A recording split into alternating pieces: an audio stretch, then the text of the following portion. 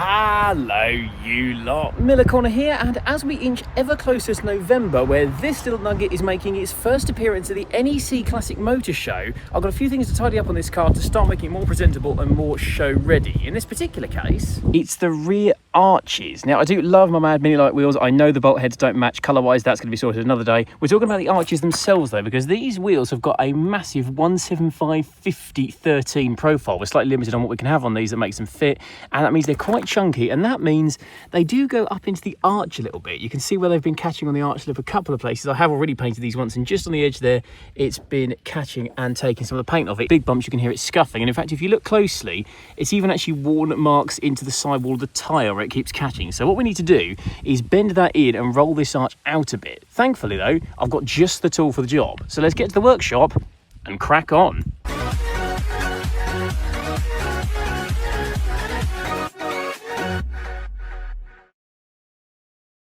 And that is this, a wheel arch roller, or fender reforming tool for those of you in America. And basically what this does is bolt onto the hub of the car using this bit here, and then this roller sticks out and rolls the lip of your wheel arch sort of in on itself to make more space. It's designed for fitting bigger aftermarket wheels with big chunky tyre arrangements. Now we have never used one of these before. This came as a kit, we've just assembled it, so to be brutally honest with you, you might not see much of our first attempt. We're going to do one arch first to make sure we don't wreck the car here, and then show you how it works and hopefully make the car better, not worse, and not ruin my tyres. Shout out, Tango Apple.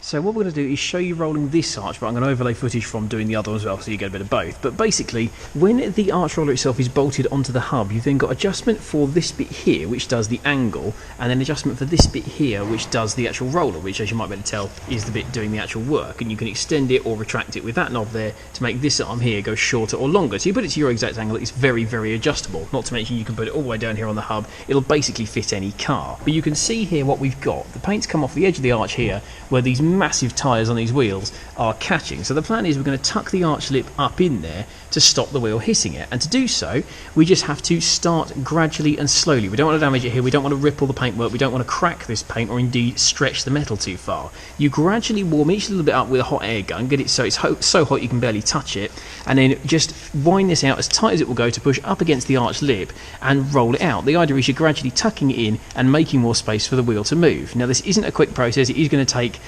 half an hour or so, possibly more per arch depending on how much you're trying to do and how thick the metal is, but ultimately you'll end up with the arch lip tucked in all the way round to the point where your wheel is catching. And it's important to notice where it is catching. I mean, don't forget, I've got this bit of paint damage here where the wheel's touching, but it's not touching anywhere around there or anywhere here, because wheels don't tend to move side to side unless there's something badly wrong with your suspension. So look where it is actually catching and try and blend it in. It's not quick, but if you do it thoroughly and you pay close attention to make sure you're not damaging the paintwork, you can get some really good results that look pretty good and won't damage your bodywork, which is always nice. And here is our rolled wheel arch. Now you notice that the lip is tucked right up in there. It's kind of at a V angle if you're looking at it sideways, which it was initially turned down. It was almost poking out from within, if that makes sense. So we've gone around it all the way from where it meets the bumper here all the way to here, and that's all the places where the paint had been taken off by the wheel, so it's obviously all the places it was touching. It's taken about 20 minutes, half an hour. We've been slow, methodical, we've managed not to crack the paint using the heat gun or the roller.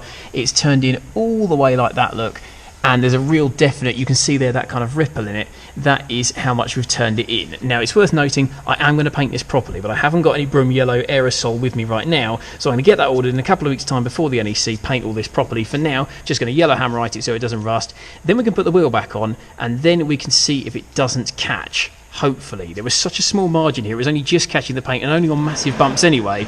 I can't see why it would still catch, frankly. However, before I can drive it, there is one other thing we want to fix on this car that a few of you in the comments might have noticed. Yes, I am well aware I've got a cracked windscreen. This actually happened about 18 months ago or so. It happened about 2 months after I already got a brand new windscreen put in for another stone chip, and then it happened on a cold winter's day. I didn't bother fixing it before the Nürburgring because being on the Autobahn I thought we're just as likely to get another stone chip, another crack, and then that's 150 odd quid down the drain. So we've got a fitter booked in to come and do another screen on this tomorrow, but first things first, I've just got to take off my little OBD screen thing and my dash cam. So we'll pull those off and put some new wipers on so they're not scratching and smearing the brand new screen we're having put in, and then the next shot you'll see is of my beautiful new windscreen.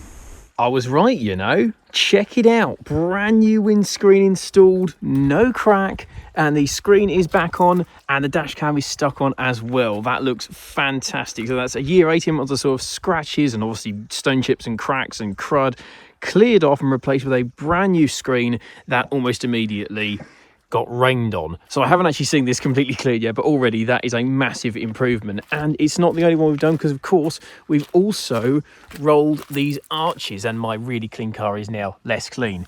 The good news is, if you have a look up in here, no paint damage, which bodes well to say that our arch rolling has been a success, because there are fairly bumpy roads where I live here in rural Kent, and there are no bits of paint that have been taken off by the tyre. All brown you can see here is just mud that's been flicked up. So with any luck, fingers crossed, we've done it. We've rolled away the issue with these tyres smashing into the arches. I'm going to drive this a lot more over the next week or two to try and make sure absolutely that our arch rolling has worked. But on first impressions, I'd call that a success. Can't argue with that. 25 quid for an arch roller, a couple of hours of our time, a little bit of paint, and we've solved that arch clearance issue. The car still looks really good. In fact, it looks far better for it now, because it's not smashing its own paint off over bumps, and it's more pleasant to drive knowing you don't have to wince every time you go through a big dip in the road. Overall, I'd say that's a great job to do on your car if, like me, you've been an idiot and fitted massive wheels and tyres. But nonetheless, it is an improvement, as is